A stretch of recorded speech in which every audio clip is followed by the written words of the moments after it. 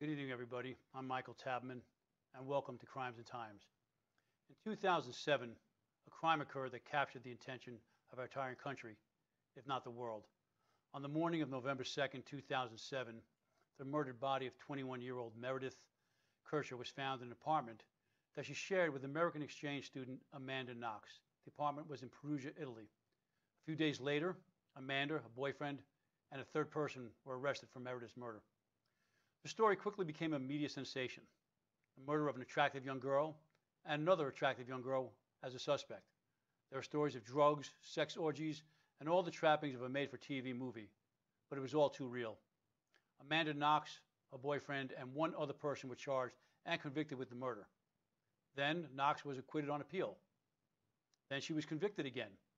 And finally, Italy's highest court acquitted her of the crime. Despite that acquittal, the story has not gone away. Many armchair detectives review and debate this case. Some believe in her innocence, some in her guilt.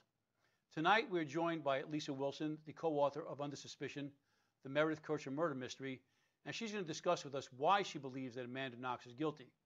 We encourage you to send in questions for the author or for me at Twitter at Crimes and Times, or you can email us at crimesandtimes@gmail.com. Please welcome Lisa. Lisa, how are you? I'm doing great. Thanks for having me. All right. Well, thanks for being here. So this story's been out for a while, but remind everybody, give us sort of the details of what happened, a synopsis of what is known, not the controversial things we're going to discuss, but the general information that's out there. Yeah. Well, this happened 10 years ago, and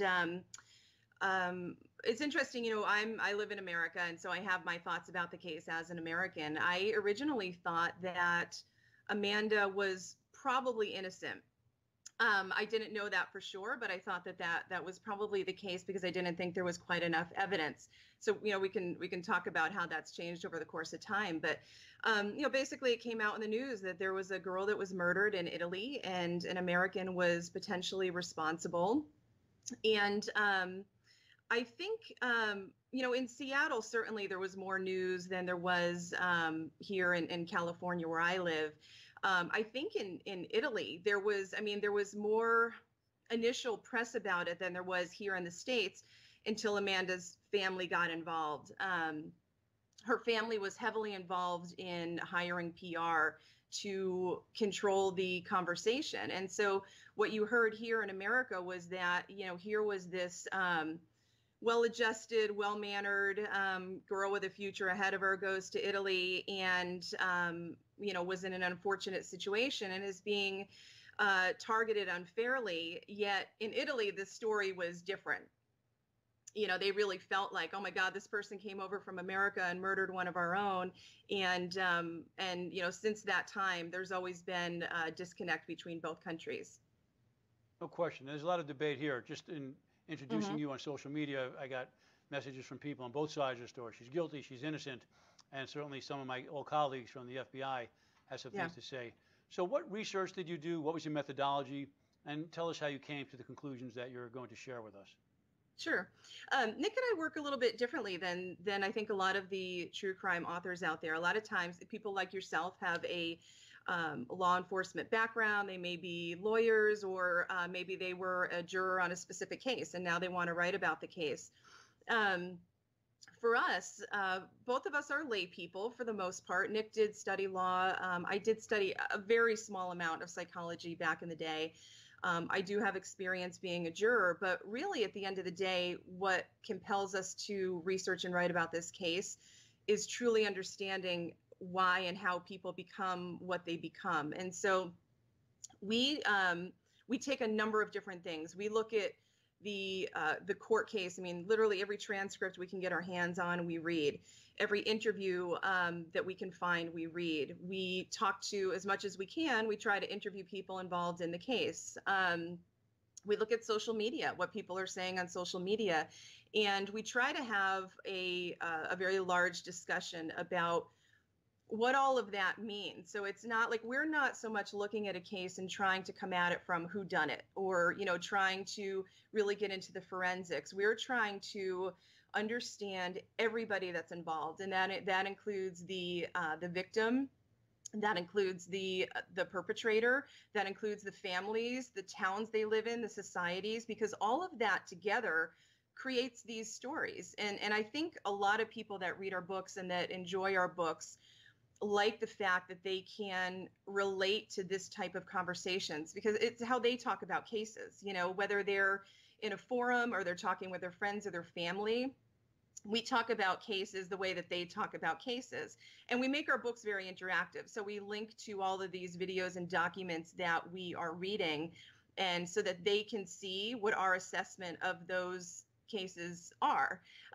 You know, and we've been doing this together for over 3 years now. We started together on the Oscar Pistorius case, and you know, I think we work well as a team. He's male, I'm female. We have different perspective on things, and so oftentimes we talk about what we think certain aspects of a you know, investigation mean.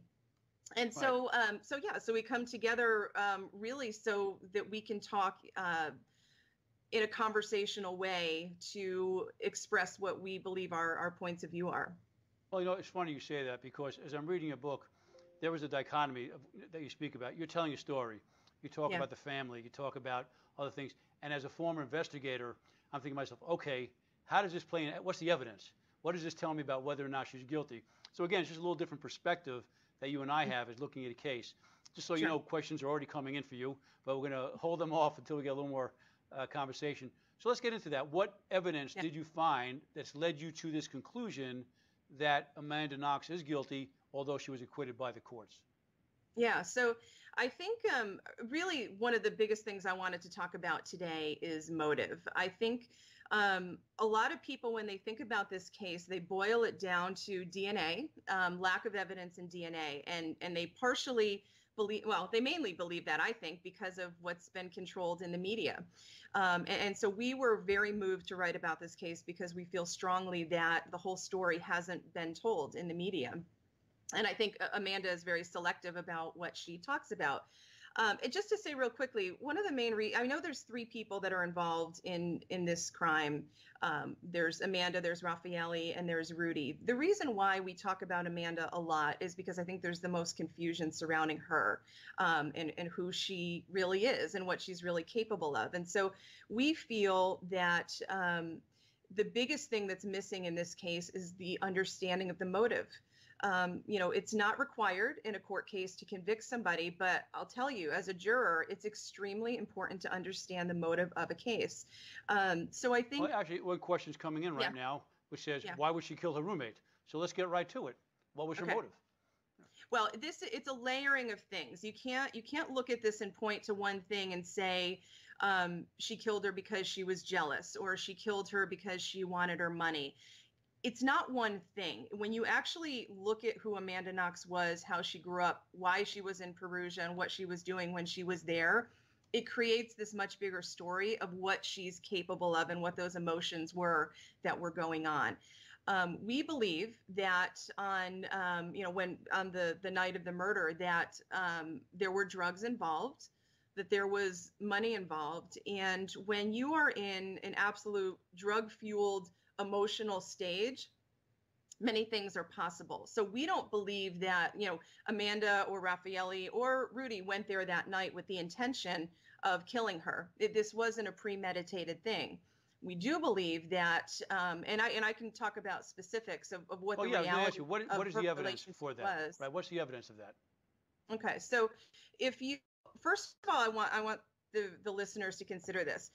Every single person in Perugia that knew Amanda, with the exception of the men that she was sleeping with, and there were multiple, believes that Amanda is guilty of this crime.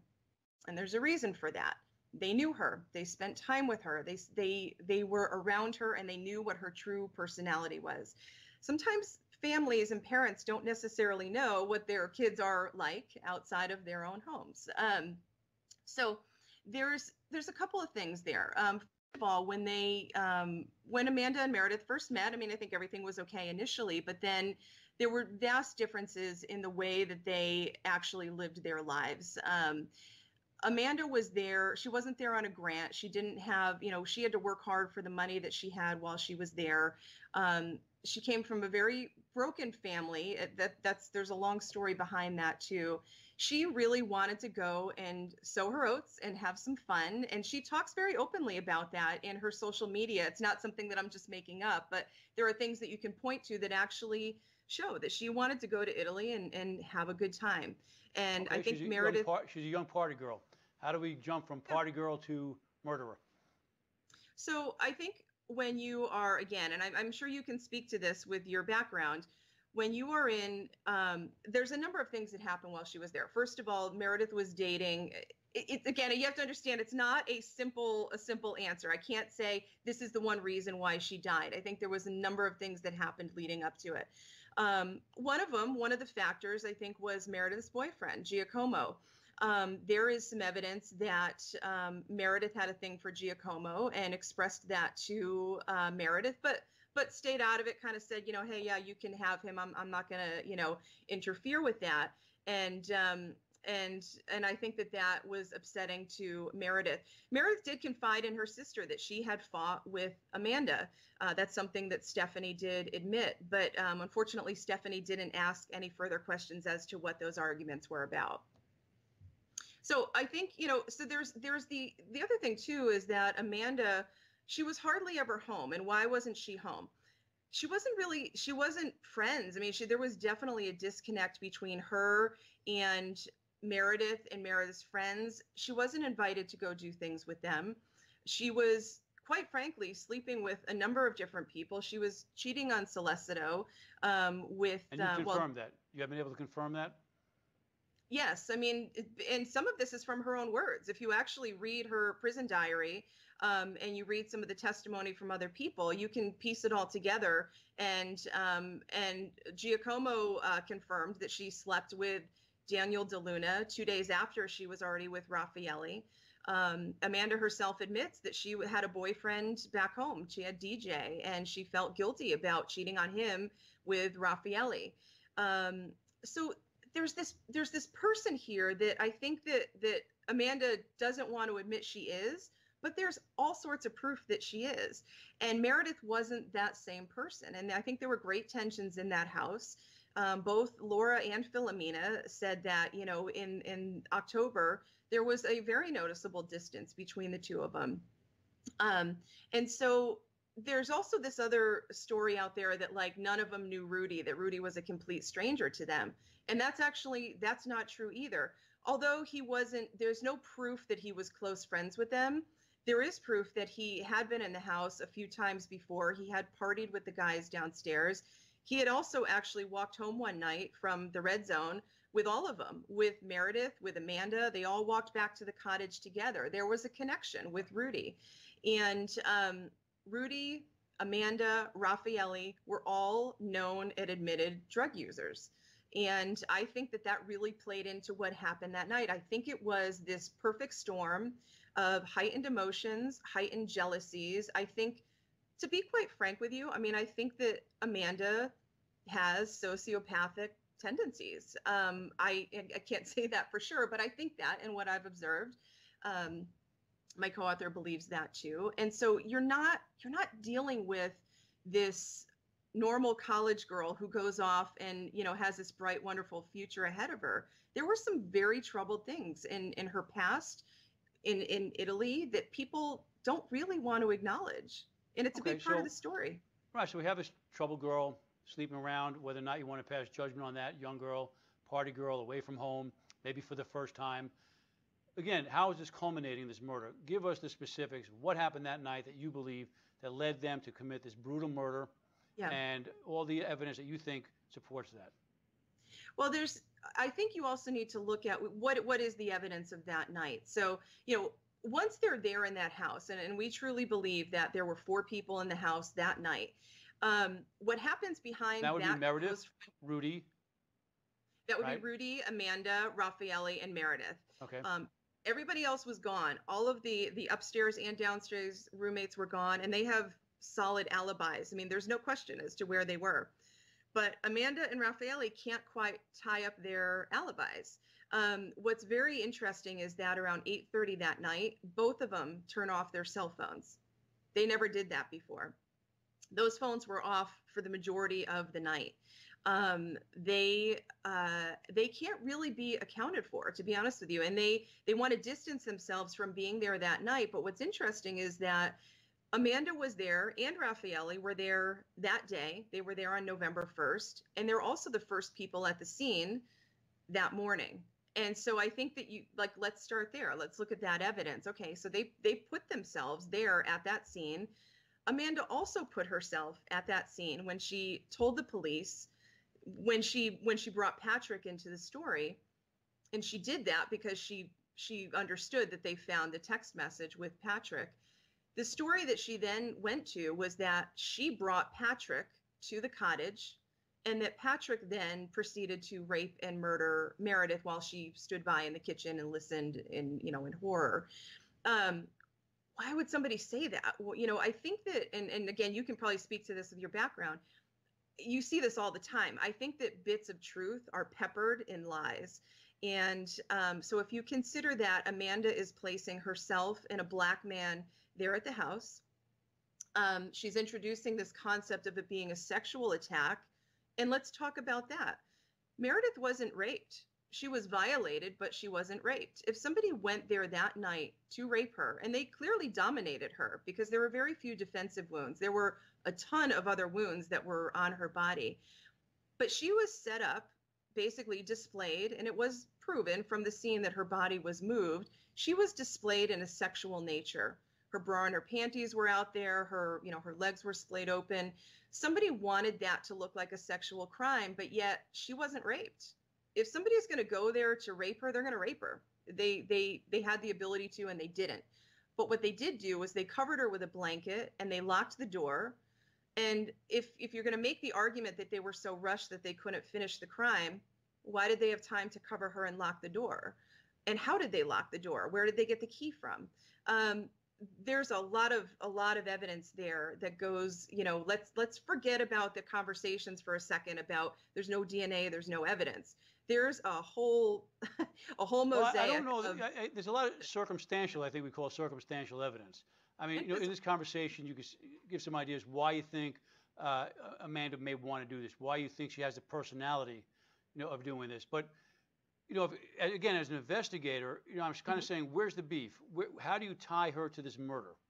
And that's what I'm waiting to hear. Because I know when I read your book, you talk a lot about, her personality, her behavior, the way she smiled. We talk about the gymnastics she did at the police station. Again, very bizarre. But, my experience, you can't always account for people's bizarre behavior under these circumstances. And as you said, the truth is also often peppered with lies. So we have inconsistencies. We have strange behavior. Where's the beef? Where is the evidence that says, this is why I strongly believe it? Because I think we have to consider the DNA or lack thereof when we look at the entire picture. I don't think we can pick and choose what questions we want to ask without asking all of them. Yeah. No, well, and I completely agree with that too. It's a very difficult case to dissect in a short period of time, and so it is quite frankly, it's very difficult to answer that question in one sentence. Why did she kill her? Because again, we believe it is this progression of emotions, not just in Perugia, but starting from her younger years, that resulted in going to this place and all hell breaks loose. I think it's really easy for people to say yeah, I went to college, I partied and drank and whatever, so what? But you also have to look at how heavy her drug use was. What relationships was she having? How rooted was she actually to anybody? And she really wasn't. And so I think Meredith, more so than Laura, Laura and Philomena they were older, they were off, they had their careers, they weren't really around. So it's basically Amanda and Meredith in that upstairs apartment most of the time. And I think that there were if you don't mind, intense let me interrupt jealousies. you for a second, because you mentioned something about drugs, and I want to answer one of the questions that came in while you're speaking. It's just a question, again, asking about Amanda. Was she heavily involved in the drug trade? Do you know anything about that? Whether she was involved in the drug trade or not? I can't speak to that. It would be speculation. I don't have any proof that she was involved in drug trade. The one thing that the one connection she has to that is the guy that she met on the train, that she talked about on her MySpace blog, that when her and her sister were coming to Perugia, she met this guy on a train.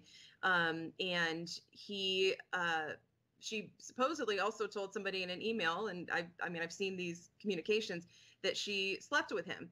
That, you know, he was a drug dealer, and he was a known to be a drug dealer. And many years later, it was in the news that he was, you know, arrested for that. And so she does have a connection with a dealer in cocaine.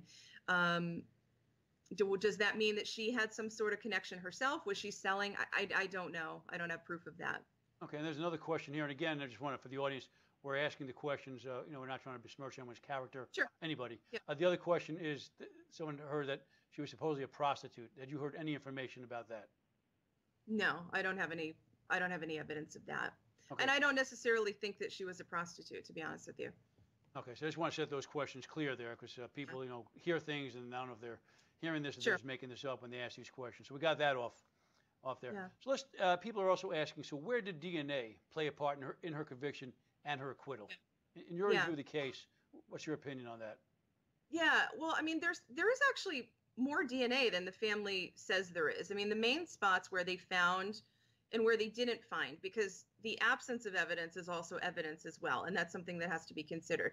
So as far as Amanda is concerned, this is Amanda's home, and so yes, obviously you expect her DNA is going to be found there. You're also going to expect fingerprints, a lot of hairs, a lot of those things should be found in this home.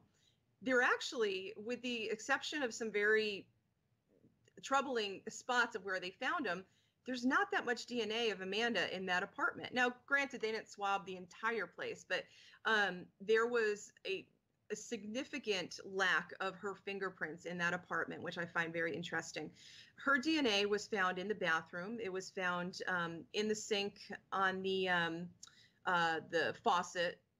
It was also found, there was like a Q-tip box on the sink counter. There was a bidet, and there was blood found in the bidet, also on a light switch.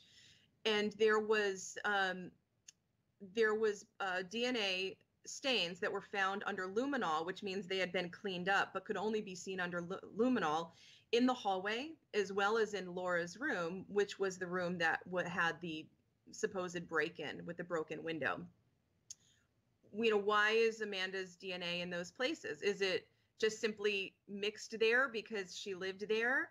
I mean, I think that you really have to question that. If you can't find her DNA in other places, and she's like cleaned this place from head to toe, and there is, you know, they did find bleach in Raffaelle's apartment. We know that she had a mop with her that morning at the apartment. She claimed because they spilled water the night before at Raffaelle's, and she was going the next day to clean it up. I don't know anybody that waits, you know, a full day to clean up water they've spilled in their kitchen. You know, I think there's actually a fair amount. I also want to talk about the bra clasp with Raffaelle. Before we do that, I want to just address something. You know, someone asked a question I think is the point you're trying to make. They ask, how could she not have prints and hairs in her own apartment? I think that's the point you're making. Yes. How could she not? And is that a sign of a cover-up of someone cleaning? Am I correct? Okay, I want to show a little video here about DNA. Darren, can we run that video? And Dr. Greg Hampikian, DNA expert, Boise State professor, and of course, the gentleman known for heading the Idaho Innocence Project. Greg, you've been on this case for 6 years. Right. What does today feel like? Great. I bet. Well, especially reading the bits that I got translated that said there was no DNA, no biological trace in the room where poor Meredith Kircher was murdered or on her body. And remember, there was plenty of DNA there, right? So many samples, dozens of samples we reviewed. We reviewed the taking of samples from her body, and even inside her body, it was all consistent with one man, Rudy Guede, and frankly, they should have dropped the case against Amanda and Rafael Solicito as soon as they got those DNA results. It was somebody who they're familiar with. They had a fingerprint for this guy in their database. Why didn't they just let them go? And I think that's what this report is saying, that they should have been let go very, very early. Great news for Amanda Knox and her family, obviously, who have been waiting on this since March. Okay, Lisa, were you able to hear that? I wasn't, unfortunately. Oh, you weren't? I wasn't sure if you were. All right, so we have, you know, this doctor who's head of the Innocence Project locally, was a DNA expert. and he basically said that what he found was absolutely should have exonerated Amanda at the very beginning. The only thing they found was basically Rudy's DNA. What's your response to that? I think that's total nonsense. There are experts on the other side that will tell you the opposite too. And I think, you have to remember in every case, there's a paid expert on either side. And so, we deal in cases in totality, because it's very easy to explain away a case piece by piece. But I disagree with that. I think that let's talk about contamination. Let's talk about the bra clasp, because a lot of people look at that and say that like there's such minuscule DNA of them there, it doesn't make any sense. A lot of people feel that because that bra clasp was left behind for 45 days and it had Raffaelli's DNA on it, on the actual like back clasp that was cut off, which seemed to be cut off after the murder, they felt like it was contamination. How can you say for sure that it was really there if this thing's been sitting around in the house and it's been kicked around and all of that stuff? Well, for Raffaelli, there was only one other place that his DNA was found in that entire house, even though he had been there a couple of times in the past week, and that was on a cigarette butt that was in the kitchen. So, DNA doesn't materialize out of nowhere. If you have contamination, it has to come from somewhere. I've heard people say, well, he touched the doorknob and he was, maybe this, maybe that. If DNA is found nowhere else in the vicinity of that room, it's not on the door, it's not on the floor, it's not on any other clothing, it's not on the rug that it was later found under, where did it come from? It obviously came from Raffaelli, and it's on the murder victim's bra clasp, which was, manipulated as part of this crime. And so I don't really see that argument that contamination ruined that evidence. Where did that evidence come from? Okay, let me move on to something else now. And reading your book, I picked up on something. We talked about Rudy, who's the only person who's been convicted of this crime. And I think the evidence against him is fairly strong. Would you agree with that? I do. Yep. Okay. We have a situation that really occurred to me, or really struck me, is when Rudy is on a Skype call that's being monitored by the police after he had fled to Germany. Now, in my experience in the FBI, when we wiretap somebody, when monitoring somebody, we really take that as a strong evidence because somebody's talking with their guard down, right? And without any reason to be hedging what they're saying, usually. Rudy there says Amanda had nothing to do with it. So we have the sole person who's been convicted. He's obviously speaking, of what he seems to know, and he's excluding her then at a time when he has no reason to be lying. What do you think about that evidence? Yeah, I believe me, I totally understand. I mean, I initially, before I started really looking into the case, I had my concerns about that too. I think you also have to understand Rudy. Rudy's a liar. Rudy lies about everything. I think that when you consider the crime scene and you think about the cover-up that potentially happened there, that we believe happened there, that it's interesting that the majority of Rudy's DNA and evidence is left behind, but yet Amanda's and Raffaelli's is not. And I think that they worked on that as part of the scene that they cleaned up that night, and they had all night to do it under the cover of darkness. So I think that when Rudy initially distanced himself, didn't admit to them being there, and he had to admit he was there. He was busted. He knew he was busted. He knew his DNA was all over that place. I think that he hadn't fully worked out his story. And I think that, I can't say for sure exactly why he said when he said it, but I do think that I think that he didn't want to necessarily involve them, because then that further solidifies his guilt, because Amanda and Raffaelli knew what his involvement was. And the second he involves them, they then have their story about him. And so I think that he wanted to make it about just himself being there, and that it was this, this innocent thing that just went horribly wrong. It wasn't him, it was somebody else. You know what I'm saying? Like, I think his story evolved because he wasn't quite sure how to play it out, because he knew that Amanda and Raffaelli had bad evidence against him. All right, let's go to some of these questions that you and I can answer together maybe. And then before we leave, I'm going to ask you your opinion on one thing before we go. Okay. The first question I'll take, is there a way to charge Amanda in the United States after all this murder? The answer is no. It's a matter of jurisdiction. So something could happen overseas that would give the United States jurisdiction, such as killing an American citizen. We might get you for international terrorism, but it has to be specified by statute. So the answer is no. I imagine, Lisa, you agree with me on that one. There's no way to get it. Next question. How good are the Italian police at doing investigations compared to the U.S.? They just want to close a case and do whatever it takes. I have an answer for that, but I'm going to let you go first, Lisa, based on your experience. What did you think of that? Well, there's no question they made mistakes. I mean, there are some of the things that I've seen that I cringe that, that they did not handle properly.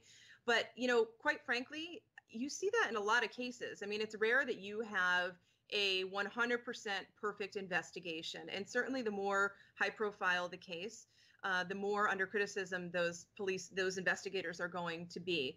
And every defense is going to use that at court. I don't know a single court case that doesn't have a defense lawyer saying the police are corrupt and the everything's contaminated. That always comes up. So I don't necessarily think that the level of mistakes negates everything else that was found in that investigation. I think there's a lot of really good evidence that's there, and I think she was convicted because there's really good evidence against them, both circumstantial and physical. And the other thing I just want to point out really quickly too is in America there was this whole conversation about double jeopardy and how unfair it was and how bad the Italian legal system is.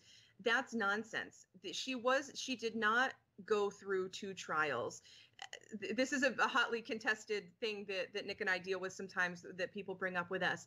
We are aware, and hopefully other people are aware too, she was not tried twice. These were all a series of appeals that are very common in Italian law. So after she was convicted, when that was then overturned, that was on appeal, and then there were 2 other appeals that took place after that. So I think it's important for people to know that there is no double jeopardy in this case. Right. Let me answer the question, and though I'm a little biased on this in terms of U.S. law enforcement versus Italians. The Italians and most of the European police departments are very capable. The FBI and our other intelligence agencies partner with them often on fighting international organized crime and terrorism. But as a general rule, the FBI is held or seen as the highest standard of law enforcement, at least for our investigative abilities, our DNA and scientific abilities, our lab. So I think the FBI does set the bar internationally, though those are certainly very competent agencies. And some may be a little better at certain things than others, but I still think if you would ask internationally, who runs the best investigations, I think most would point to the FBI. But in terms of how they did here, I mean, I am looking at the court opinion here. And this is the Italy's High Court of what finally resulted in Amanda's acquittal. And they use words such as glaringly illogical, illogical and contradictory, without any type of confirmation. This is a complete, rebuke of the Italian police work. And I can tell you, if this happened on an FBI case, someone would answer for that kind of police work. So though I don't have firsthand knowledge of what happened there, and I wouldn't make that decision, but you see this kind of decision coming down from your highest court. It is a slap in the face to the law enforcement agency, and I'm hoping someone does have to answer for that, because if Amanda is guilty and she was acquitted because of sloppy police work, then the society is a victim. We have other questions here. Why the court go back and forth? I think you just explained that. That's a natural progression of the Italian system. Again, it would be different here in the United States. Once you're acquitted, you are acquitted. So well, it's something that I do think is interesting.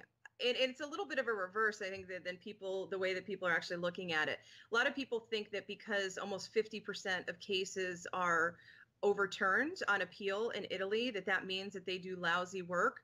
That's not the case. That's just their system. Like, everybody is entitled to an appeal, and they just go through appeal after appeal until they reach the Court of Cassation, and then that's the last stop, and then that's it. That's their system. It doesn't necessarily mean that, and I think that that's an issue in itself. In the U.S., you can file for appeal. It doesn't mean your appeal is going to be heard. Actually, quite a few aren't. And you have to have good reason to go to court and have your appeal heard. And there's just a tiny percentage that actually get fully overturned, like Amanda's did. And so I think that, when people say, would this happen in America? Yeah, I think that she would actually be in jail still. And I think she would be in jail for a very long time. Well, that was actually my last question to you. I was going to ask you, do you think if she was being tried now in the same set of circumstances in the United States, is that proof beyond a reasonable doubt that would get her convicted? And you're saying yes. Without question, yes, absolutely. Okay, and we'll leave it at there. Lisa, just before we go, tell everybody about your books and where to find them. Okay, great. Yeah, so we actually have written a total of 5. 2 years ago, we wrote 3 stories: Deceit, Dark Matter, and Under Suspicion. And those deal with the days just before and the days just after the crime, and ultimately why people became suspicious. And it goes into quite a bit more detail that I'm going into tonight. And most recently, we have written Despicable and Foxy Knoxy Fights Back. And those are dealing specifically with the court case where she was convicted, so that year-long court case that resulted in a conviction. And Foxy Knoxy Fights Back is in relation to her appeal and ultimately the verdict being overturned. And they can all be found on Amazon.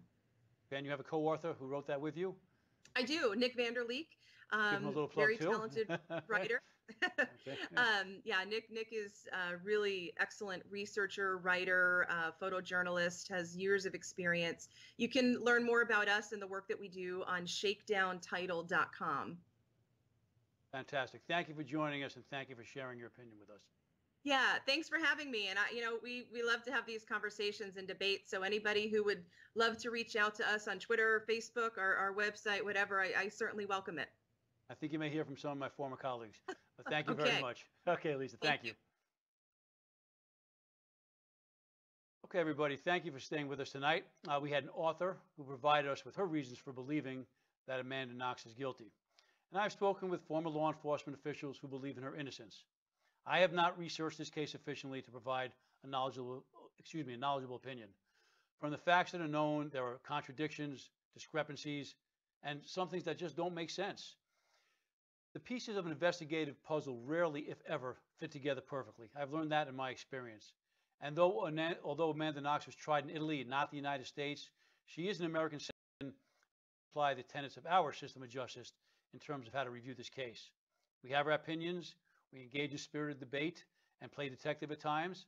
But from my years in the FBI, I know that unless we are directly involved in an investigation, we don't really know what all the evidence is and what that evidence tells us. Amanda was found not guilty, and that is a finding that I'm going to accept.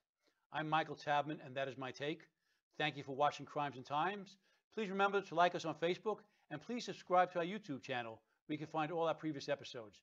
Thank you, and I'll see you next week.